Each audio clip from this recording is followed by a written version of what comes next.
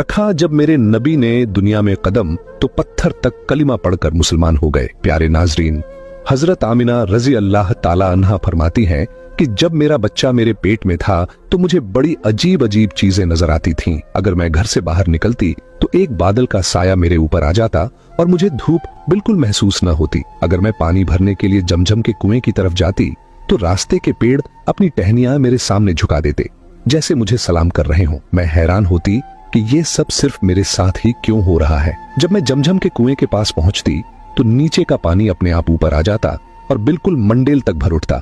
फिर मैं अपने हाथों से ही बाल्टी पकड़कर पानी निकाल लेती। मक्का की औरतें मुझे कुएं के पास रोक लेती और जाने न देती।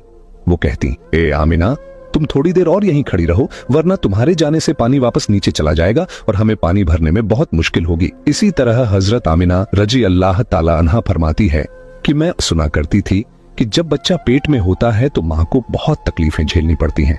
कभी हाथ पांव में दर्द, कभी सर दर्द, कभी उल्टी, कभी बुखार और कभी चिड़चिड़ापन। ये सारी बातें सुनकर मैं सोचती कि अजीब है, मुझे तो पूरे 9 महीनों में कोई तकलीफ नहीं हुई। यहाँ तक कि जब तक मेरा बच्चा पेट में रहा मुझे सर दर्द तक न हुआ। हजरत आमिना को अजीब अजीब ख्वाब भी आते थे। वो फरमाती हैं कि जब मैं रात को सोती तो मुझे ख्वाब आता कि मेरे जिस्म के अंदर से एक नूर निकला है और उसने पूरी दुनिया को रोशन कर दिया है। ये सब देखकर मुझे यकीन हो चुका था कि मेरे पेट में जो बच्चा है वो यकीनन कोई आम इंसान नहीं।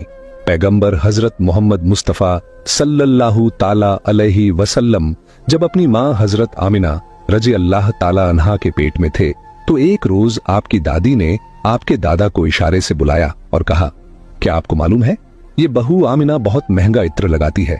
मैं तो परेशान हो चुकी हूँ, आप जरा आमिना से इस बारे में पूछिए। ये सुनकर आपके दादा ने कहा, इस बारे में तू ही पूछ लेती, तूने क्यों नहीं पूछा? तो आपकी दादी ने कहा, मैंने कई मर्तबा कोशिश की, लेकिन जब भी मैं आमिना के सामने जाती हूँ तो उसका नूरानी चेहरा देखकर खामोश हो जाती हूँ। आमिना के चेहरे पर इतनी चमक आ गई है कि मैं कुछ पूछ ही नहीं पाती, आप ही जाकर पूछ लीजिए। ये सुनकर आपके दादा ने कहा, तू औरत जात है, घर में रहती है, लेकिन मैं मर्द हूँ, घर से बाहर निकलता हूँ, मक्का में कुरैश का सरदार हूँ। जो भी मुझसे मिलता है पूछता है, ऐ अब्दुल मुत्तलिब, तुम्हारे घर से इतनी इत्र की खुशबू कहाँ से आती है? और हाँ, एक अजीब बात यह है कि इत्र की खुशबू वहीं से आती है जहाँ आमिना जाती है।